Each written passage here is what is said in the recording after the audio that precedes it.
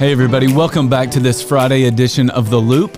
I'm so glad you've chosen to join me as we wrap up our study in 1 Samuel. All week this week, we've been talking about the fact that King Saul was so jealous of David that he actually wanted to kill David.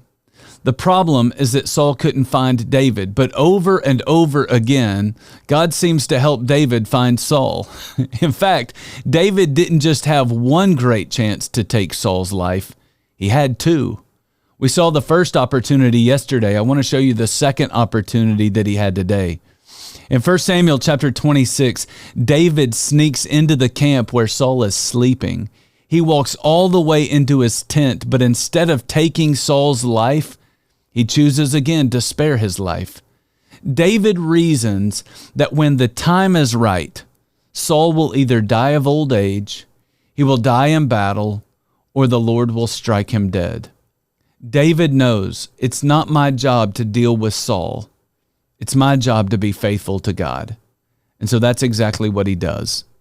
He resisted the temptation to take Saul's life, and he chose instead to trust God's timing. Sure enough, a few chapters later, Saul finds himself in the middle of an intense battle with the Philistines. In that battle, Saul is fatally wounded. To avoid being captured, he ends up falling on his own sword, and he commits suicide.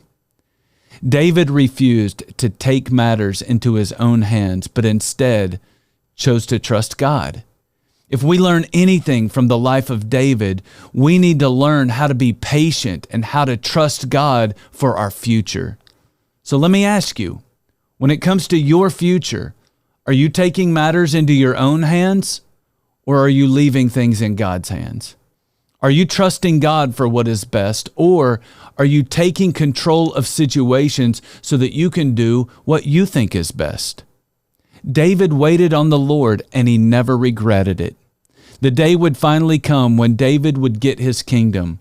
And when that day came, he didn't just get his kingdom, but he had the respect of all the people in Israel because he maintained his integrity through the whole process.